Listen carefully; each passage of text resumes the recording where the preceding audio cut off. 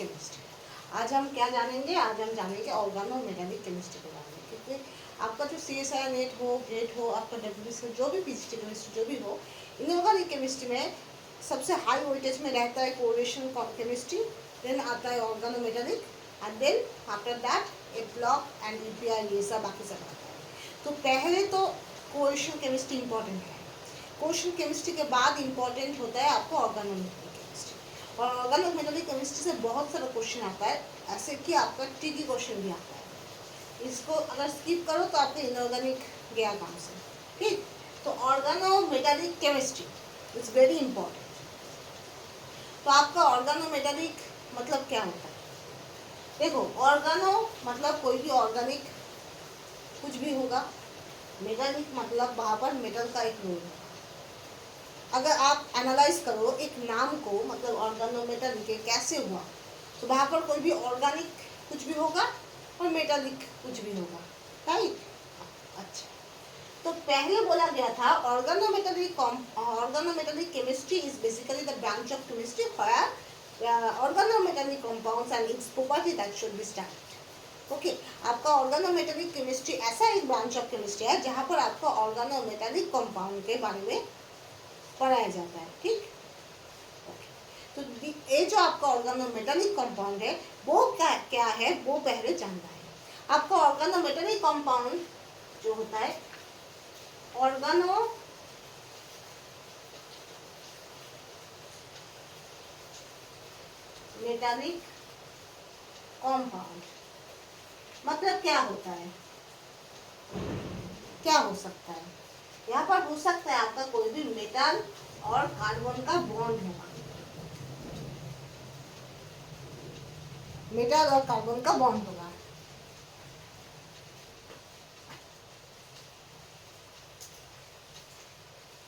तो metal गोes to metallic, carbon goes to organic, so that's why this is called as organometallic compound. पर यहाँ पर कुछ exception है। कैसे एक्सेप्शन? जैसे आपका NaCl और भी जो भी है आपका कार्बाइड जो होता है CaC2 और भी जो भी आपका कार्बाइड हो, साइनाइड हो, वो सब क्या होता है? वो सब ऑर्गेनोमेटेलिक नहीं होता है, ठीक है। इसको हम ऑर्गेनोमेटेलिक नहीं बोलेंगे। तो जो भी आपका ऑर्गन मेटल के साथ जुड़ा हुआ है, पर ये आपका ऑर्गेनोमेटेलिक कंपाउंड नहीं है। क्यों नहीं है? इसका जो प्रॉपर्टीज है आप देख सकते हो, Na+ और Cn- एक आयनिक कंपाउंड है, ठीक है। और आयनिक कंपाउंड थोड़ा अलग ही जगह में आता है, वो ऑर्गेनोमेटेलिक कंपाउंड में ऐसे नहीं आता है। ऑर्गेनोमेटेलिक जो होता है वहाँ पर थोड़ा बहुत आपका क्या होता है, प्रॉपर्टीज डिफर करता है, ठीक है। मेटल के साथ आपका कार्बन का बॉन्ड होगा, दैट्स ओके। पर जो आपका जो NaCl कार्बाइड वो सब क्या होता है, वो सब ऑर्गेनोमेटेलिक कंपाउंड में नहीं आता है, ठीक है। तो इसलिए हम ये भी नहीं बोल पाएंगे हर वक्त कि आपका मेटल के साथ कार्बन जुड़ा होता है मतलब हर वक्त वो ऑर्गेनोमेटेलिक कंपाउंड होगा। ये जो डेफिनेशन है इसको भी हम लोग एकदम 100% यूज नहीं कर सकते। We never use 100% this rule, that is there always metal carbon bond that should be present in the organometallic compound, because NaCl, this NaCl is not an organometallic compound. Okay, next one exception, that is must be Wilkinson catalyst, that is rhodium ppS3Cl, I think ppS3 whole 3Cl, I think, yes। तो rhodium ppS3 whole 3Cl, you see, आप देख सकते हो rhodium के साथ 3 ppS3 और 1 Cl होगा, ठीक है। यहाँ पर कहीं भी आपका कार्बन नहीं है, तो यहाँ पर कार्बन और मेटल का बॉन्ड का तो कोई चारा ही नहीं है, there is no metal carbon bond, but still this is also organometallic compound. ये आपका ऑर्गेनोमेटेलिक कंपाउंड है, ये नहीं है पर ये है। क्यों? क्योंकि आप जब देखोगे आपका जो Wilkinson catalyst that should be used for hydrogenation in alkene, alkene में हाइड्रोजनेशन करने के लिए आपका विल्किंसन कैटलिस्ट यूज होता है, ठीक है। तो जो पहले पढ़ा है मतलब ऑर्गेनोमेटेलिक कंपाउंड, मतलब आज ही फर्स्ट पढ़ रहा है वो शायद नहीं जानेगा, जो पहले पढ़ा है वो जानेगा कि आप जानते हो कि विल्किंसन कैटलिस्ट एल्कीन में हाइड्रोजनेशन मतलब हाइड्रोजन ऐड करने में यूज होता है, और वहाँ पर एक कैटालाइटिक साइकिल होता है, और उस कैटालाइटिक साइकिल में कोई भी एक स्टेप में मेटल के साथ कार्बन का बॉन्डिंग होता है, ठीक है। इसलिए हम बोल सकते हैं कि आपका Wilkinson catalyst is A organometallic compound, ठीक है। तो यहाँ पर भी आप थोड़ा एक्सेप्शन पाए हो, ठीक है। और एक होता है आपका जो निकेल CO4, मतलब निकेल CO4, वहाँ पर मेटल निकल है और यहाँ पर क्या होता है कार्बन अटैच है, पर वहाँ पर कार्बोनिल है, ठीक है। तो ये भी आपका ऑर्गेनोमेटालिक कंपाउंड है, ये भी आपका एक्सेप्शन है, ऑर्गेनोमेटालिक कंपाउंड है, बिकॉज यहाँ पर क्या है, यहाँ पर कार्बन जैसे कार्बोनिल नहीं है, कार्बन थोड़ा दूसरा ही फॉर्म से बिलोंग करता है, थोड़ा इनऑर्गेनिक टाइप का नेचर बिहेव करता है। यहाँ पर आप जो कार्बोनिल देख रहे हो, this CO is not a totally behave like organic, that should be behave like inorganic type. आपका इनऑर्गेनिक जो लिगेंड है वैसे बिहेव करता है, कोई भी ऑर्गेनिक CH3 CR3 PH वैसे बिहेव नहीं करता है, पर still nickel CO4 that should B organometallic compound, ठीक है।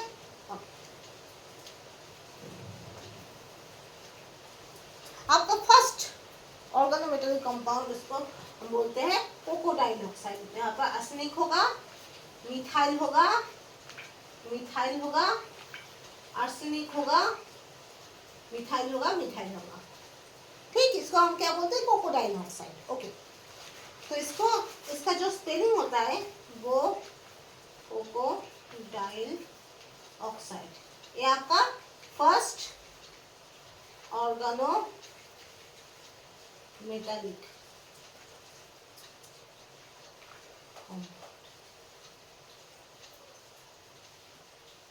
आपका फर्स्ट ऑर्गेनोमेटालिक कंपाउंड है जिसको हम बोलते हैं कोकोडाइल ऑक्साइड, ओके। तो हमने पहले क्या बोला, organometallic compound, organometallic chemistry. Organometallic chemistry basically that should B combination organic and inorganic chemistry both. You can simplify this, okay. आप इसको सिंप्लीफाई कर सकते हो कि ऑर्गेनोमेटालिक कंपाउंड मतलब आपका ऑर्गेनिक कोई कुछ होगा और मेटालिक कुछ होगा, ठीक है। तो ऑर्गेनिक मतलब ऑलमोस्ट आप बोल सकते हो कोई भी carbon. Organic chemistry organic compound मतलब ही हम लोग सोचते हैं वो कार्बन होता है, ठीक है। तो कार्बन अगर जुड़ा हुआ है किसके साथ, मेटालिक मतलब कोई भी मेटल के साथ जुड़ा है, ठीक है।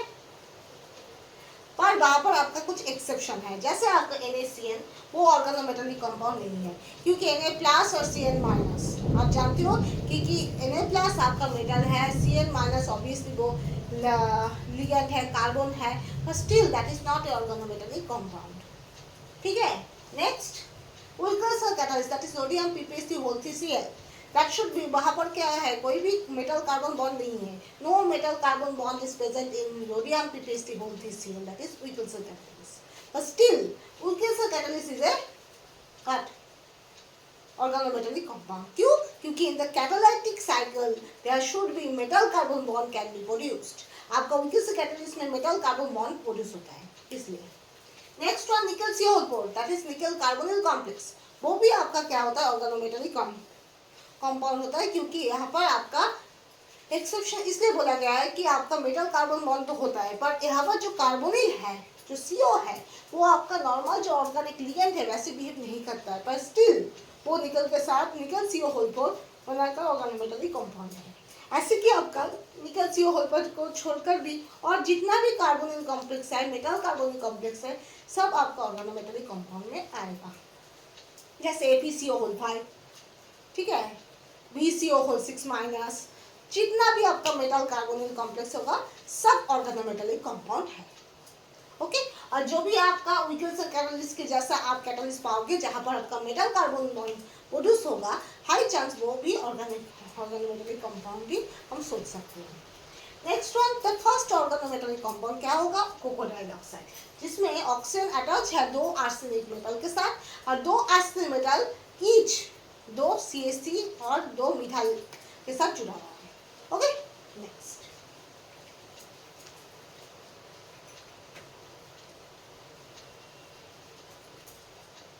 ओके, अब इस कोकोडाइल ऑक्साइड को हम थोड़ा पढ़ेंगे, क्योंकि इससे क्वेश्चन आता है, CSI नेट में क्वेश्चन नहीं आता है, पर थोड़ा बहुत इंटरव्यू में क्वेश्चन आ सकता है, आपका रिटर्न में भी क्वेश्चन आ सकता है। ठीक, ओके।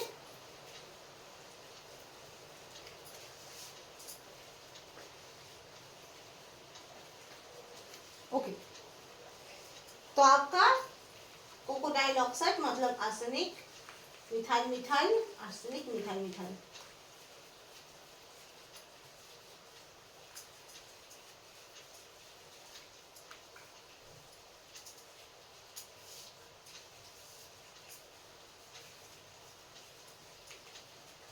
क्रोकोडाइल ऑक्साइड कैसे प्रिपेयर कर सकते हैं? जैसे आपका AS2O3 प्लस 4CH3COOK, राइट। उसके बाद क्या प्रोड्यूस होता है आपका CH3 whole twice arsenic whole twice O, ये आपका प्रोड्यूस होता है। एडिशनली आपका प्रोड्यूस होता है 2K2 CO3, ये मेरा ही नोट है, ठीक है। उसके बाद होता है आपका 2CO2,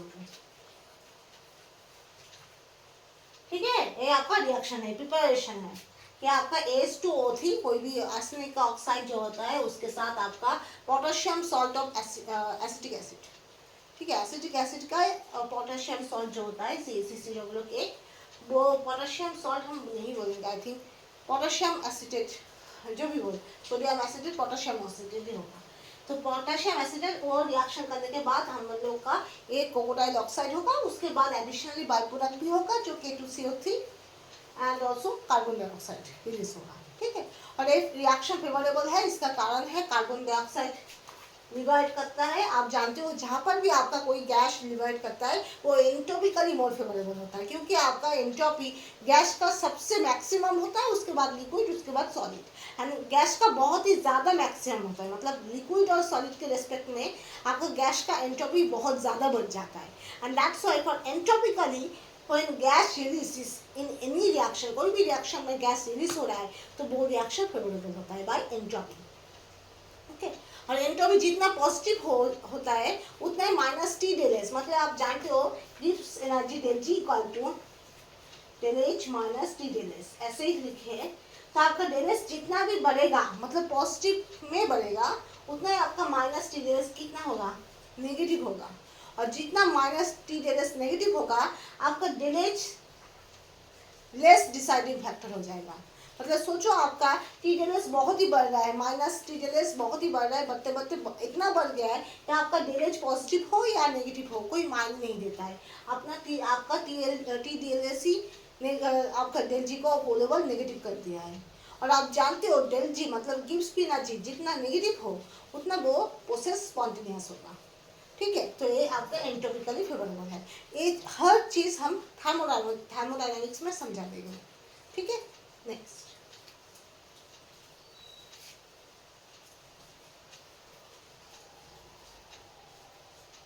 अब ट्रांजिशन मेटल में first organometallic compound,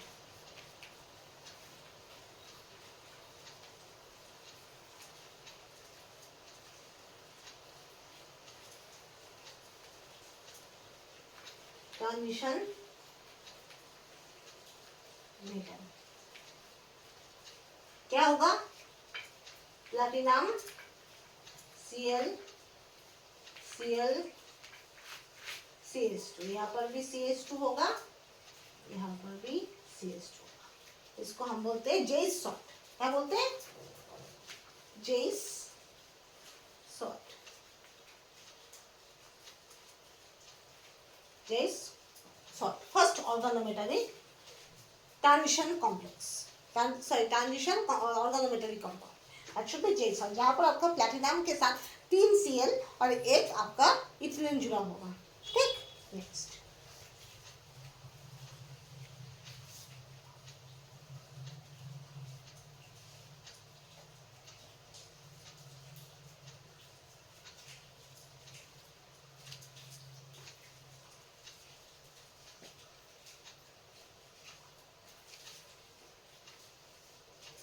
now next sum transition metal complex क्या हो सकता है।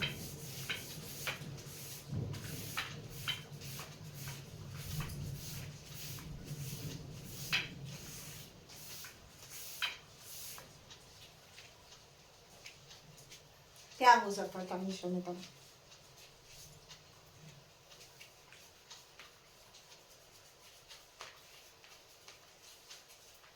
Calcium metal organometallic.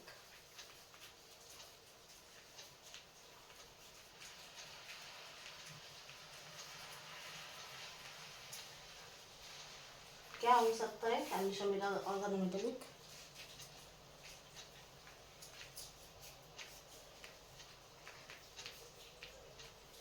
टाइटेनियम। ये हम एग्जाम्पल दे रहे हैं, ऐसे हो सकता है Cl, ये एक हो सकता है। दूसरा आपको वेल नोन, आप जानो कि जब ये जो साइक्लोपेंटाडाइन एक रिंग होता है उसके साथ आपका ऐसा कुछ होगा तो इसको हम बोलेंगे फेरोसिन। फेरोसिन क्यों बोलते हैं? क्योंकि यहाँ पर आपका आयरन है इसलिए फेरस से फेरोसिन। पर अगर आपका आयरन के जगह कोई दूसरा हो तो उसको हम बोलेंगे मेटालोसिन। ठीक है, जहाँ पर आपका दो साइक्लोपेंटाडाइन रिंग होगा। ठीक है, और दो साइक्लोपेंटाडाइन रिंग क्या होगा, मेटल को सैंडविच की तरह चिपका देगा। ठीक है, मतलब यहाँ पर एक साइक्लोपेंटाडाइन रिंग है, यहाँ पर कोई भी मेटल है, उसके बाद यहाँ पर कोई दूसरा साइक्लोपेंटाडाइन रिंग है। ठीक है, अगर दोनों ऐसे हो तो इसको हम बोलेंगे इक्लिप्स, और दोनों ऐसे हो तो इसको हम बोलेंगे स्टैगर्ड। दोनों एक ही तरह है।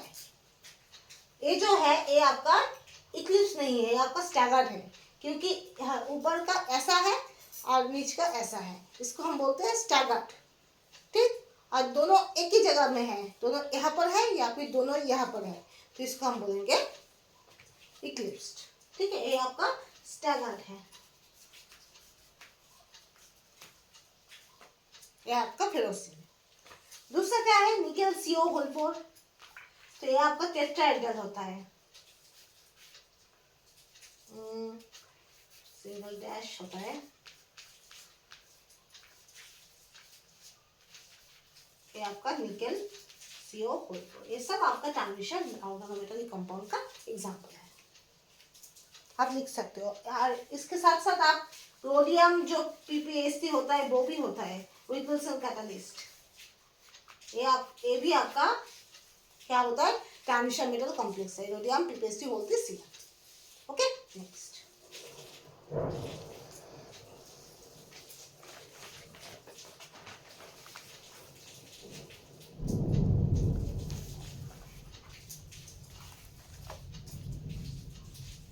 Okay, right, next.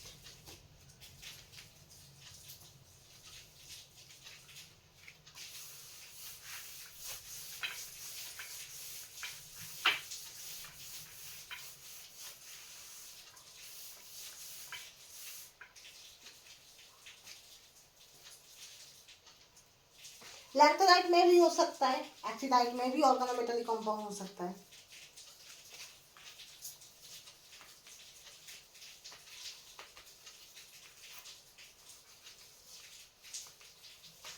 एक वेल नोन एग्जांपल देते हैं। ठीक है, जैसे आपका यूरेनियम के साथ कोई भी साइक्लोपेंटाडाइन रिंग नहीं रह सकता है, वो साइक्लोऑक्टेट्रा ही रह सकता है। ठीक है, ऐसे। ठीक है, इसको हम ऐसे भी बोल सकते हैं, एक सर्कल की तरह भी बोल सकते हैं, इसके साथ जुड़ा होता है,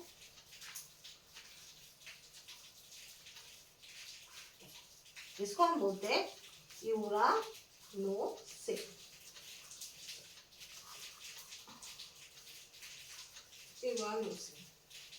जहां पर आपका ये जो लिगेंड है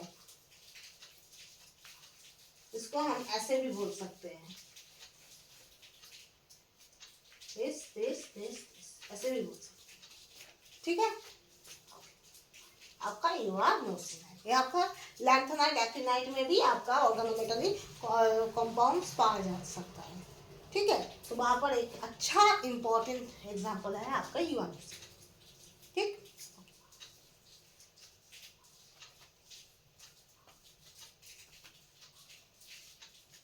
अब देखो आपका बायो बायोलॉजिकली भी हम लोग एक ऑर्गेनोमेटेलिक कंपाउंड का नाम बोल सकते हैं जो बहुत ही इम्पोर्टेंट है।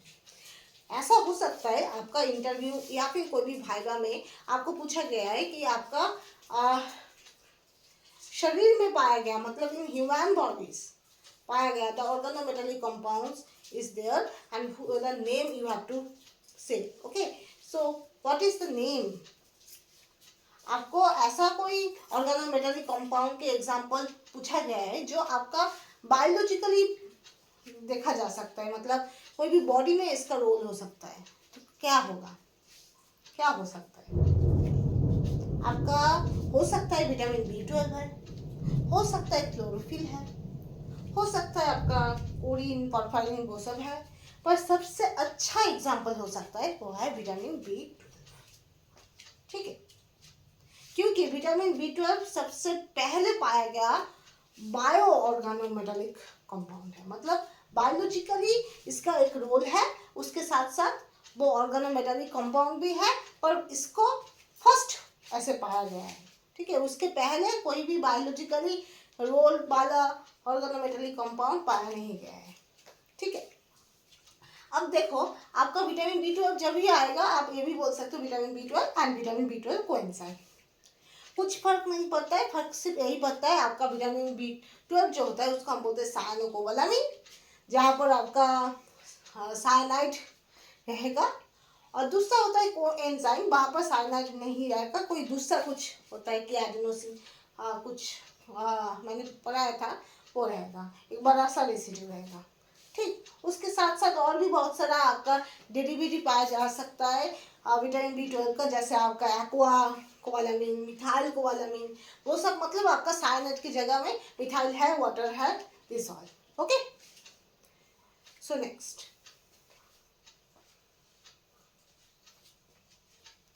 ओके,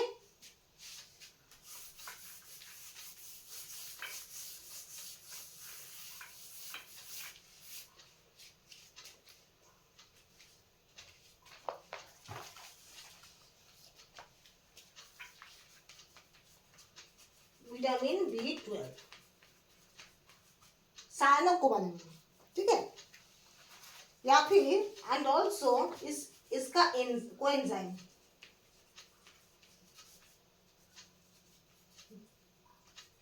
विटामिन B12 ना। Okay, first biologically found organometallic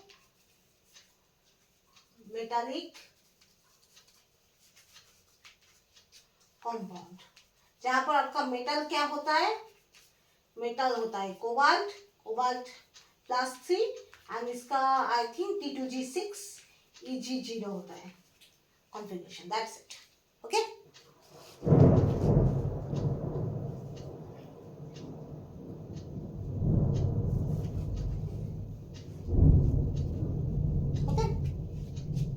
next one यहाँ पर ही लिख देते हैं नेटली। ओके, इरेज भी कर देते हैं, ठीक है।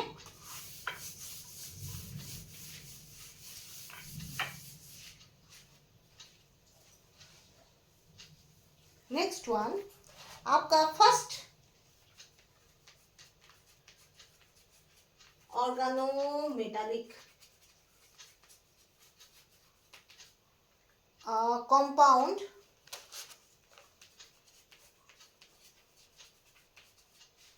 फाउंड इन एंटी कैंसर, मतलब कैंसर प्रिवेंशन करने के लिए, कैंसर ट्रीटमेंट करने के लिए, ठीक है, एंटी कैंसर एक्टिविटी क्या यूज होता था, first organometallic compound that should B use for anti cancer activity, cancer के ट्रीटमेंट के लिए हो, कैंसर को प्रिवेंट करने के लिए हो, जो भी हो आपका कैंसर के ऑपोजिट हो, ठीक है।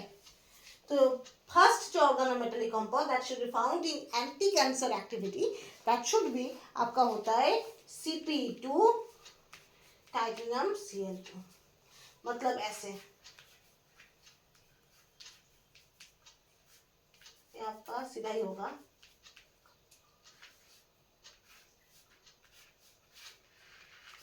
पर Cl होगा, यहाँ पर Cl होगा, दैट्स इट। ओके, नेक्स्ट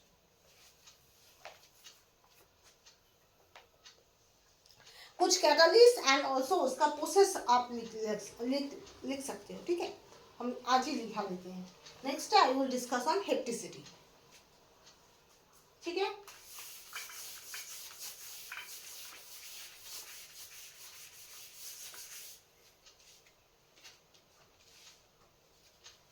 क्या हो सकता है आपका, यहाँ पर लिखो आपका प्रोसेस,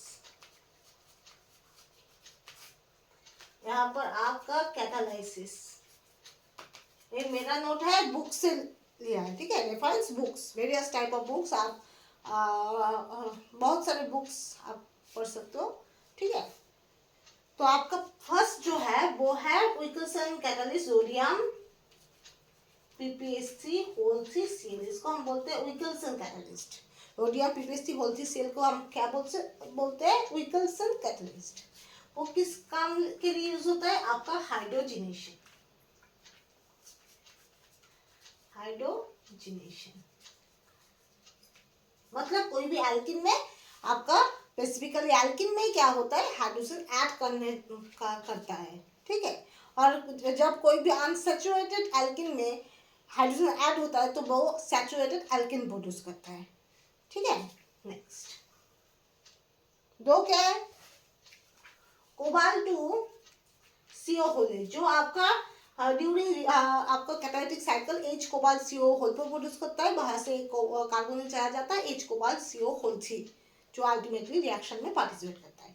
ये हम जो होता है जब ऑर्गेनोमेटेरियल केमिस्ट्री में जब रिएक्शन कराएंगे तब ये हम समझा देंगे।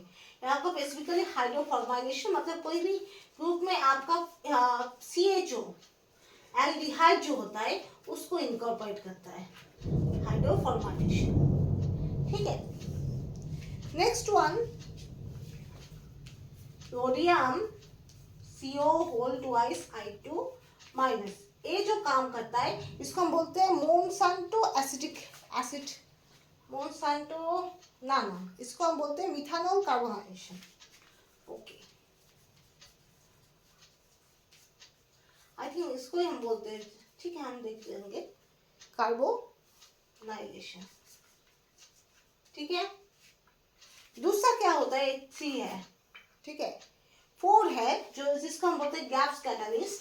गैप्स कैटालिस्ट जो होता है इसको हम बोलते हैं रुथेनियम होता है, यहाँ पर PCY3, यहाँ पर होता है PCY3, और यहाँ पर होता है डबल बॉन्ड, यहाँ पर होता है आपका रोडियम, यहाँ पर होता है Cl, यहाँ पर होता है Cl, ठीक है। गैप्स कैटालिस्ट, रिएक्शन कैटालिस्ट, इसका काम होता है आपका ओलेफिन मेटाथेसिस,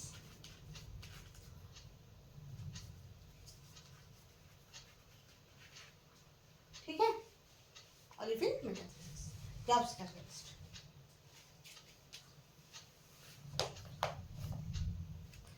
अब देखो COI3 मतलब क्या होता है आपका, P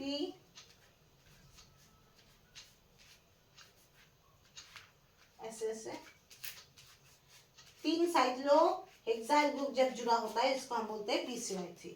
CY मतलब साइक्लो हेक्साइल, ठीक, CY मतलब साइक्लो हेक्साइल। 3 फॉस्फोरस के साथ आपका 3 साइक्लो हेक्साइल ग्रुप जब जुड़ा होता है उसको हम बोलते हैं PCY3, और इसको हम बोलते हैं गैप्स कैटालिस्ट, ठीक है।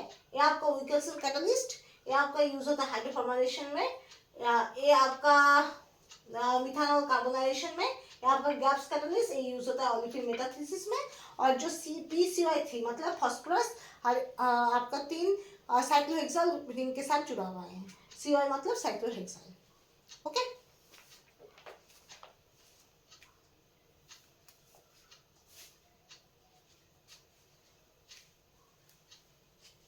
नेक्स्ट वन,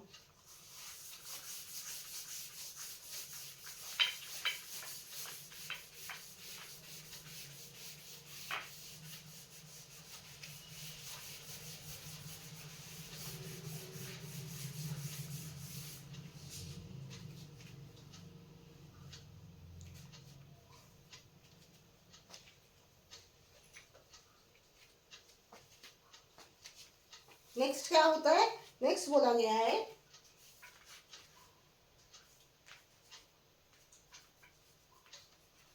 MES, यहाँ पर भी आपका MES होगा, ठीक, सॉरी यहाँ पर, ओके ठीक है, रुथेनियम होगा, MES ऐसे होता है आपका, यहाँ पर एक ही MES होता है, MES एक ग्रुप है, MES मतलब क्या होता है आपका, MES मतलब आपका दिस,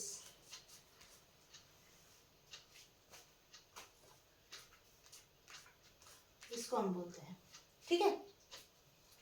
नेक्स्ट वन आपका रुथेनियम होगा, डबल बॉन्ड, ये भी आपका गैप्स कैटलिस्ट के जैसा ही होता है, यहाँ पर Cl होगा, यहाँ पर Cl होगा, इसका काम क्या होता है, ये भी आपका, इसका काम होता है ओलेफिन मेटाथीसिस, ये मेटाथीसिस क्या है ये भी हम बाद में जानेंगे।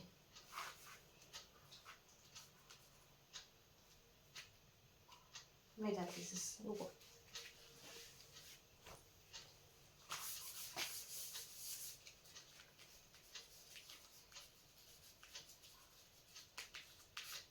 Olefin metathesis,